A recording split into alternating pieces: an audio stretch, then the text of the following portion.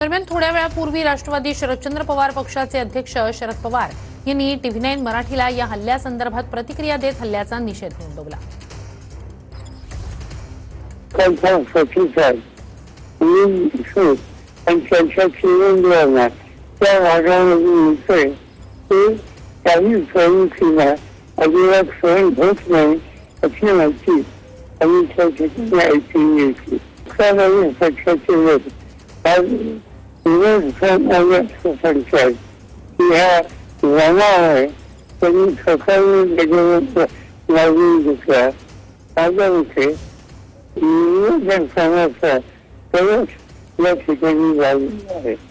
राजकारणामध्ये मतभिन्नता असते पण त्याला काही मर्यादा ठेवावं लागतात.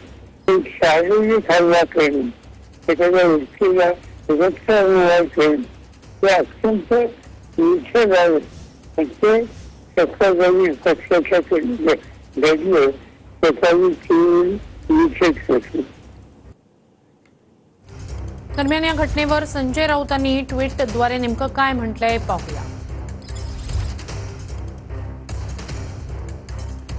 गृहमंत्री फडणवीसांच्या नागपुरात माजी गृहमंत्री अनिल देशमुख यांच्यावर भ्याड खुनी हल्ला झाला.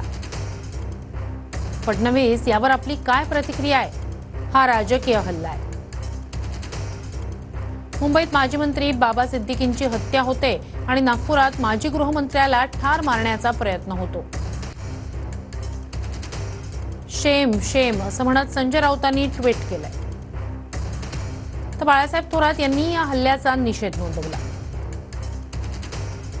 राज्याचे माजी गृहमंत्री आणि राष्ट्रवादीचे नेते अनिल देशमुख यांच्यावर झालेल्या जीवघेण्या हल्ल्याचा मी तीव्र निषेध करतो.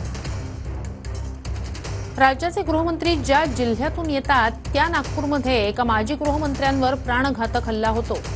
यावरून राज्यात कायद्याचं राज्य नाही हे स्पष्ट झालं. पोलीस प्रशासनानं हल्लेखोरांना बेड्या ठोकल्या पाहिजे. कायदा सुव्यवस्था बिघडली आहे. निष्पक्ष आणि पारदर्शक निवडणूक होण्यासाठी निवडणूक आयोगानं तात्काळ हस्तक्षेप करून कायदा सुव्यवस्था सुरळीत राहील यासाठी पावलं उचलली पाहिजेत.